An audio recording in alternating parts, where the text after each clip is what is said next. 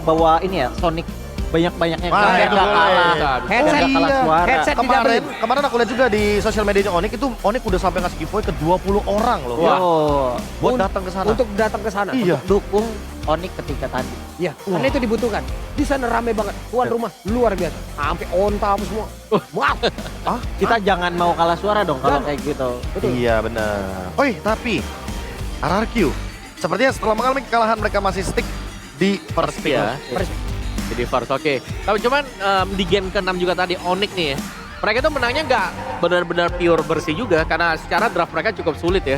Kayak Iya. draft-draft yang mending kita susah di awal mungkin senang di akhir ya. Tapi Cuman- tadi kan hampir tidak senang di akhir juga Kalau tadi. cuma tapi kalau dibilang effort Om, tadi itu super effort. Sangat effort Super sekali. duper effort.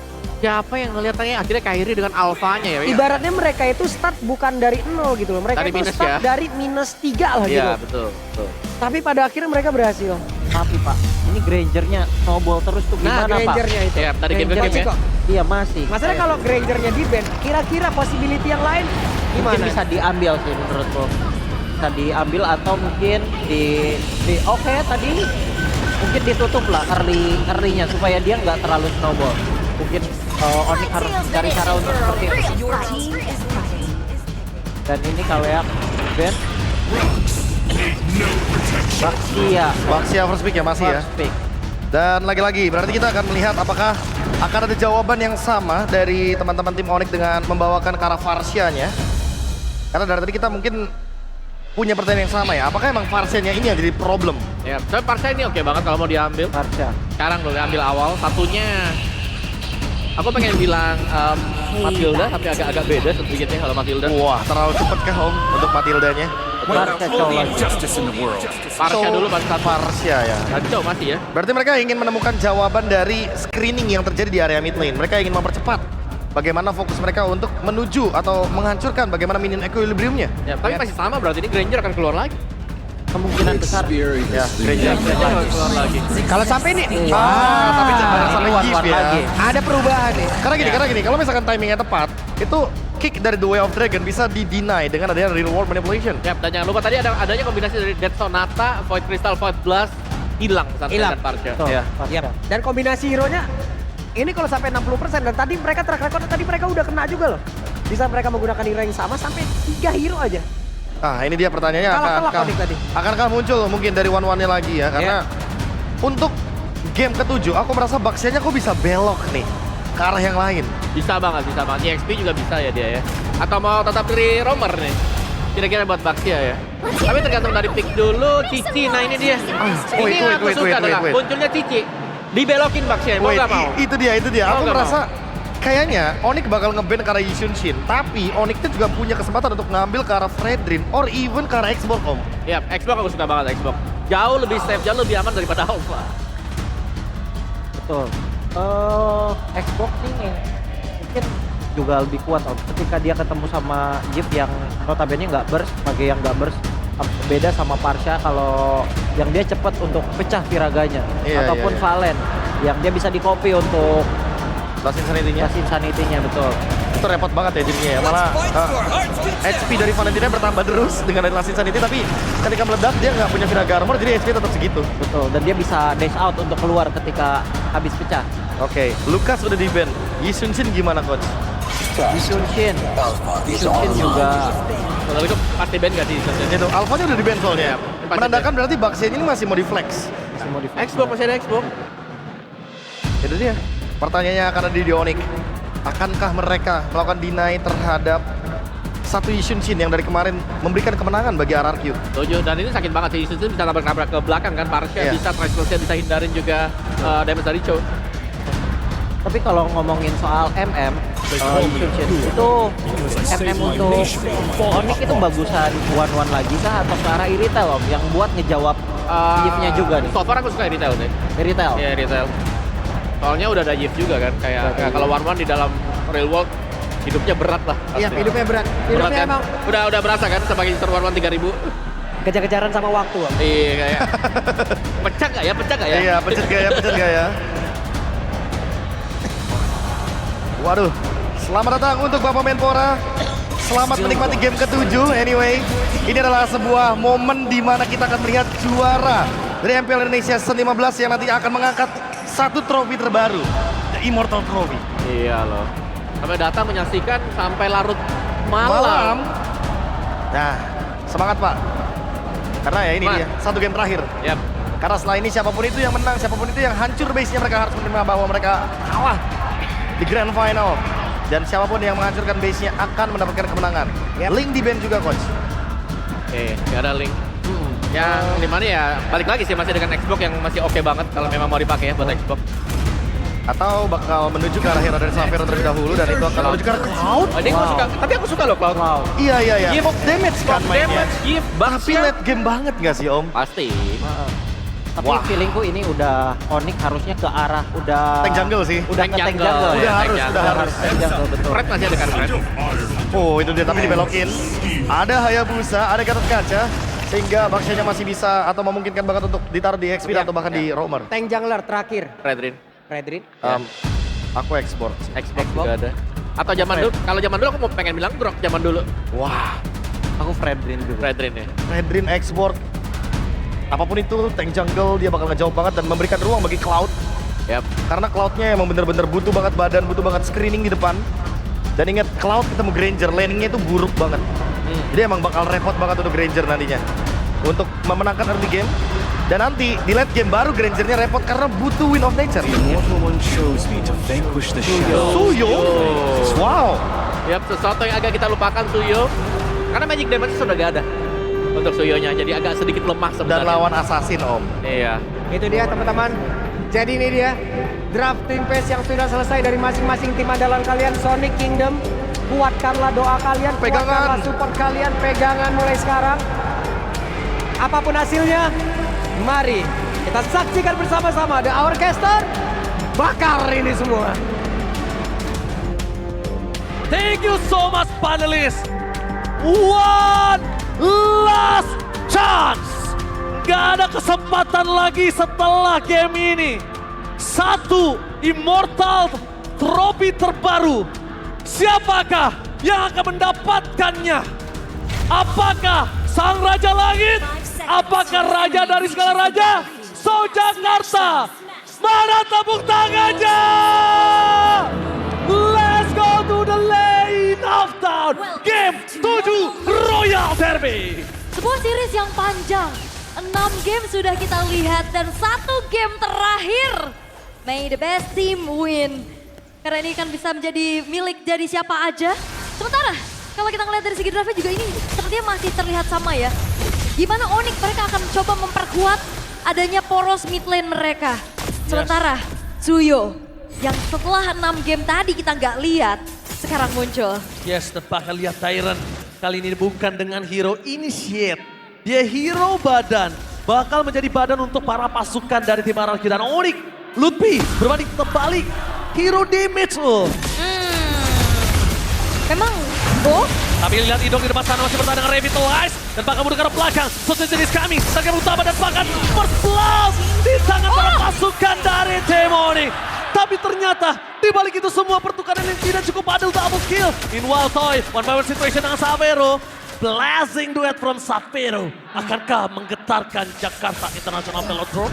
memang gemes sekali yang lihat Idok yang memang tekarat banget. Tapi masalahnya Sutsujin responsifnya mengakibatkan 2 poin kill pertama. Berhasil untuk didapatkan oleh sosok Hayabusa. Ini akan menjadi solo yang mengerikan dan Savero sudah mulai kedatangan tamu yang tadi undang. Oke, jangan lupakan damage Savero ini juga tidak bisa dikaleng-kaleng. Dan bahkan satu hal yang mungkin kita harus perhatikan adalah Savero menggunakan sprint. Itu dia bisa dive in ke dalam dan dia bisa menghilang dan kabur dari remote manipulation. Lutfi akan coba untuk di-poking saja tapi tidak mungkin terlalu worth it. Dan Idok, dia tidak boleh remehkan damage dari Sans.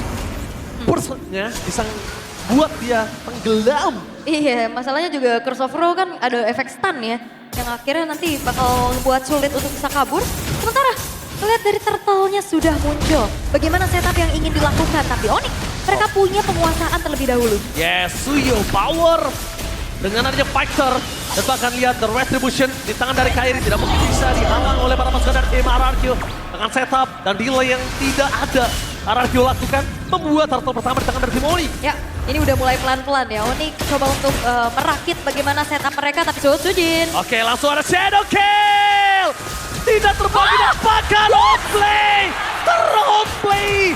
The way of Draken berasal di cancel. Bikin manipulation. Gak bisa menangkan siapapun. Double kill dari seorang Parsha. Sans membuat Barbar sekarang tim Onyx mendapatkan keuntungan 1.200 gold difference. Dan bahkan Nararkiu mereka tenggelam dengan permainan mereka sendiri. Oke, dan kali ini Sansia cukup punya space. Dia datang bantuin dan Savero benar-benar selamat dan bahkan membuat akhirnya RRQ kerugian sendiri. Rinsnya tumbang. Dan bahkan kali ini Onyx mereka sudah memimpin dengan adanya 1.000 gold difference. Oh. Ini bakal menjadi modal yang cukup baik juga dan Kimoy. Oke, tadi sempat 2 level 12 Dragon juga rasa dengan apa terus ada prevent tapi Sojin mencoba untuk kabur menuju ke arah belakang. Tapi nampaknya pada waktu si Maran kedua korban tidak ada. Tapi Shadow Kill berhasil mendapatkan poin kill tambahan. 2 hilang tapi Sans Gilasan membalikan kembali keadaan dengan adanya double kill. Meanwhile Kairi mencoba untuk melakukan sedikit gocekan maut dan membuat dirinya masih selamat. Sans lagi-lagi gila Sans. Iya. 5 poin kill. Aku kira Sutsujin selamat loh tadi, tapi ternyata justru Sansnya yang selamat, Sutsujin yang justru harus menelan 2 kali poin dead. Dengan adanya modal bakaran dari Glowing One tentunya beserta dengan Lethal Ignition, itu dia penyebabnya. Bakaran yang akhirnya ngebuat dari Sutsujin even dia coba untuk keluar dari area outer turret, itu pun gak berhasil. Tapi Dairen ini mau coba untuk nabrak dan Kimoy selalu. Kalau kita lihat penggunaan Chow untuk bisa menjawab Baxia, itu Shunpo-nya. Menetralisir shield Unity yang ingin ditabrakkan oleh siapapun pengguna Baxia dari tim lawan. Oke, dan bahkan kalau tim lawan kita bisa bicarakan satu hal yang mereka inginkan dari tim Onyx adalah team fight. Dia punya power banget untuk team fight. Dia punya power banget dengan Kairi dengan level yang cukup tinggi. Bahkan bentar lagi berbicara 2 level difference. Itu nggak baik untuk adu retribution. Dan sedangkan kondisi saat ini Onyx mereka punya keunggulan 1.500 skor. Alright, pelan-pelan sedang coba untuk merajut bagaimana kembali setup untuk bisa mengontrol objektif netral. Turtle sekarang yang sudah muncul, tapi Dairen dan 5 pemain dari RRQ sudah mulai Minus 1 jantung. Deg-degan. Kali ini Ludwig dengan damage cukup banyak. Tidak boleh Avengers Sensor pop up. Tapi dengan real move manipulation menutup jalan para pasukan dari tim Onyx untuk bisa masuk lebih dalam. Avatar Guardian bisa mendapatkan 1. Tapi damage terlalu besar. Dengan revitalize mencoba untuk bertahan. Sensor pop up. Dan tidak ada yang bisa mendapatkan the blending wave from Savero. Ternyata tidak bisa berhasil mendapatkan poin kill tambahan karena retribusi dari Sutsujin berhasil melakukan 1 turtle. Dari secara pelanggan ter-take down. Double kill dari seorang Ludwig. Dairen tidak ada jalan untuk pulang. Dan bahkan the one last man standing ada di Sutsujin. Wah, Sutsujin memang mendapatkan steal power terhadap turtle-nya. Tapi dibayar dengan adanya 4 pemain, itu bukan menjadi sebuah trade yang worth it. Shadow kill di bawah jauh, minionnya tidak terclear. Dan membuat tim Onyx kali ini mendapatkan informasi tidak ada shadow kill. Oke, dan masalahnya juga ini kalau misalkan Savero dibiarkan punya space seperti ini akan menjadi bom waktu yang akan meledak nantinya. Split push power, tabrak belakang, dengan adanya cicilan-cicilan. Attack speed, damage per second yang tinggi, Dairen dan Idok ini bisa bocor juga. Yes, bukan hanya bocor. Mereka saat ini bahkan melihat Savero sudah di dalam powernya. Tidak dengan late game sekali, memang tidak dengan power peak dari Savero yang mungkin kita lihat biasanya dengan adanya Harit. Tapi lihat cloudnya. Apakah Savero kerasukan Paman W? Uncle W. Iya. Ya, apalagi kan ini game terakhir ya. Match point untuk keduanya ini tiap pick demi picknya pun sangat-sangat penting. Penting sekali. Iya, dan ini bukan tanpa alasan pastinya untuk kembali memainkan lane jauhnya. Tabrak belakang terutama Rins yang bisa jadi korbannya juga. Tapi Kimoy harus mundur. Wow, mau tidak mau flicker mereka keluarkan. Menandakan mungkin selanjutnya Turtle yang mungkin ada di tangan Onyx dengan 4.200 gold difference ini masih bisa ditanggulangi. Cuma mereka tidak menemukan jawaban untuk head to head antara Hayabusa dan juga Cloud. Ya. Ini kalau udah ada Immortality, Sutsujin akan berat banget nantinya. Bener, Winter Immortal bakal jadi PR. Tapi lagi-lagi untuk RRQ ya, mereka bisa memanfaatkan power dari Toy nantinya untuk arah ke late game untuk di team fight terutama. Karena enak banget nantinya untuk ada combo bersama dengan Rins. Frontline-nya ada Dairen dan Idok. Tinggal gimana cari positioning walaupun lini belakangnya juga cukup terancam. Karena flanking gameplay ataupun outrange dari Farsa ini akan sangat-sangat juga bisa mengganggu di mana positioning dari Toy itu berada. Oke, ditambah lagi Savero, kita tahu tidak ada yang bisa mengikat dia secara pasti dengan sprint yang dia miliki. Dan Turtle akan didapatkan oleh Kairi. mendapatkan keuntungan yang sangat mahal dengan 45% gold difference dan makin termultiply. Makin lebih banyak lagi, makin lebih tinggi lagi gold yang dimiliki dari tim Onyx. Ya dan lihat ini lane atasnya udah mulai dikontrol oleh Kairi. Sementara Sutsujin sedang mencari celah demi celahnya untuk bisa memperkaya dirinya. Tapi masalahnya, Toy sekalinya muncul kena Curse of Crow aja dia digertak pasti harus mundur sih. Itu, untung ada awareness dengan metal detector yang dia miliki. Oh, di mana keberadaan rumput-rumput ini tuh tidak pernah ada yang aman. Bahaya ya. Karena kita tahu burst damage dari Sans yang sudah dikatakan oleh Aul itu pasti minimal banget. Kalau nggak Purify dia tumbang. Opsinya cuma dua, Purify apa tumbang. Ini rumput kadang teman dan kadang bukan teman ya. Sekarang kita ngelihat rumput untuk tim RRQ itu nggak ada yang aman. Rumput memang nggak bergoyang, tapi bisa mematikan. Iya. Dengan adanya Kiboy dan juga Sans di sana, itu bisa benar-benar memberikan heart attack untuk RRQ. Rumput tidak bergoyang, belum tentu tidak ada orang. Iya. Terutama Kiboy kan yang punya power untuk bagaimana dia memberikan inisiasi. Dairan, the way of Dragon di following up dengan real world manipulation. Target mereka berbicara Toy, tapi dengan mencoba untuk menyelamatkan Dairan dengan real world manipulation, itu the best thing yang bisa dilakukan tim RRQ. Tapi Conceal dengan tidak ada the way of Dragon, para pasukan dari tim Onyx mereka disengage. RRQ tahu akan hal tersebut. So Sujin fokus ke arah Sans, tidak mau apapun yang terjadi, tapi damage yang terlalu besar. Bahkan tidak bisa dilindungi. Kalau misalnya Kiboy masuk lebih dalam lagi, clear minion akan berat. No real world manipulation. Ya ini kena curtain call ya, tadi yang kemudian dari Sutsujin nggak bisa bergerak secara leluasa juga. Cuman lihat berapa kali Kiboy ngedodge dari tabrakan shieldnya Didi dengan Shunpo-nya. Barusan juga tadi kita lihat bagaimana dodging yang bisa dilakukan juga, immune yang dilakukan. Sehingga apa yang ingin diharapkan oleh RRQ masih belum berjalan sesuai rencana. Mau buka real manipulation, ditabrak lagi dengan adanya outrange dari Feather Ice Strike. Tadi mau nggak mau, RRQ langsung berbondong-bondong mundur dulu. Soalnya lumayan berbahaya karena kalah damage untuk saat ini. Bahkan dari Kairi, awareness Kairi yang tidak pernah kita pungkiri. Dia berani untuk ngecek, masuk ke dalam bus, rotasinya yang cepat. Ini memang harus diperhatikan. Satu hal yang mungkin tidak bisa didapatkan untuk dari tim RRQ adalah kontes kali ini. Tapi informasi telah didapatkan ada Kiboy di belakang sana. Front to back gaming akan coba dilakukan oleh RRQ dan melepaskan Lord adalah sebuah jawaban Lutfi. Nangkap Dairan bersama dengan Riz. Landing duet from Sapero. Pura-pura dakar remote manipulation. Bahkan mereka berhasil mendapatkan Riz dan juga Sutsujin. Tidak ada jawaban dengan adanya avatar Guardian. Disengage dengan jawaban yang satu-satunya mereka miliki dari tim RRQ. Disengage is the only answer untuk saat ini. Mereka harus mundur sih, mereka harus bisa menjaga teritori defensif. Karena untuk bicara high ground lumayan lah ada jawaban dari Giz. Oke. Waduh, ini nggak boleh sampai Holy Defense tertrigger sih. Dia butuh banget Holy Defense dan lihat. Curtain Call yang on point. Astaga Lutfi untuk RRQ. Alright. Dan kali ini dua base turret dari RRQ sudah mulai terekspos. Mereka harus bisa menjaga teritori defensif mereka juga. Karena Lord ini masih memang yang pertama, tapi secara power clear ini agak sedikit terhambat. Rins memang dia punya area dan juga jarak yang jauh. Tapi secepat apa dia bisa nge-clear Lord dengan damage per secondnya? Yes, betul sekali. Memang dia punya high ground, tapi secepat apa itu sih pertanyaannya. Dan satu, kalau Rins real world manipulation, Sans bakal bebas banget untuk bisa mendapatkan dengan Feather Effect. Dengan adanya dari satu damage turret yang besar, Holy Defense lagi-lagi menyelamatkan RRQ dari base turret dari top lane, tapi Kiboy udah mulai dive in. Zoning out belum terjadi, Toy tidak bisa maksimal. Karena kondisi kali ini dengan 1 point kill saja, Skypizer tidak terlalu punya stack yang tinggi. Ya ini ketahan banget pastinya. 10.000 gold difference tuh. Bener, dan juga gak ada point kill yang bisa diciptakan oleh Toy. Mau coba untuk tabrak, dari tadi bener-bener di-dodge terus-terusan. Sehingga gak ada inisiasi berlebih lagi yang bisa dilakukan oleh RRQ.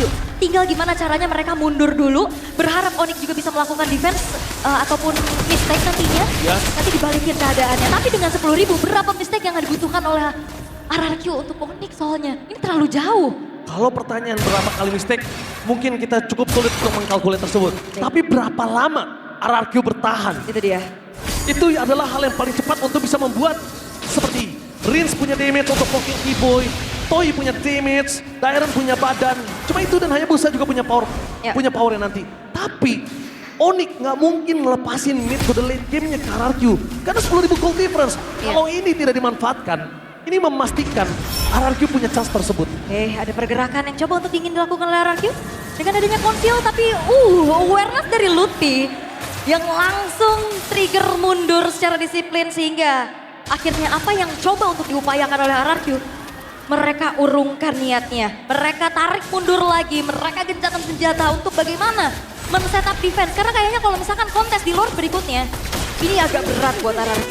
Jawaban untuk mereka bisa mengatasi Lord selanjutnya justru belum mereka temukan untuk saat ini, Om. Belum ada. Kita lihat terlalu jauh dari segi adu retribution. Gold sudah pasti, Rins gak bisa menumbangkan Suns dengan solo. Suns sebaliknya malah bisa menumbangkan Rins dengan instan. Jadi ini menjadi pertanyaan. Dengan tanpa ada holy defense, gimana cara mereka bertahan? Tuh, tidak ada holy defense. Lord yang sudah ter-enhance sepertinya mengikhlaskan adalah satu hal yang mungkin bisa dilakukan oleh RRQ saat ini untuk Lord yang kedua. Lebih coba untuk bagaimana mereka kembali melakukan setup defense-nya. Walaupun memang agak berat dan lagi-lagi. Buset, Rins! Godlike! Kilasan! Menggetarkan lane knockdown. Tidak ada risk untuk 26 detik. Tidak ada high ground defender. Apakah one strike push akan terjadi? Ini bencana. Masalahnya ini seperti apa yang udah kita sampaikan. Rinsnya aman, ini lumayan bisa ketahan. Tapi Rinsnya hilang di saat Lordnya sudah mulai masuk ke dalam top lane. Kapten Kau telah dibuka. Pester menjadi pilihan utama. Sas memiliki satu buah burst damage dengan Fedor yang terkait kembali. Melakukan claiming dengan sangat cepat. Pester bukan yang sangat besar. Gak bisa mereka pertahankan. Tapi dengan Avatar of Guardian tidak mendapatkan apapun. Dan ini bencana. Base-nya bebas. Uang tidak bisa ditanggung lagi. Dan bahkan Sang Raja Langit berhasil bangkit dan kembali merebut tahta mereka. Mengubur mimpi RRQ untuk mengangkat Immortal Trophy FPL Indonesia. Pertarungan para raja. Tapi tahta masih menjadi milik dari Sang Raja Langit yang sudah bangkit. Lagi-lagi Velodrome menjadi sebuah venue yang cukup menyakitkan untuk RRQ. Raja dari segala raja yang harus tunduk, yang masih belum bisa menggapai bagaimana tingginya langit. My God! No way!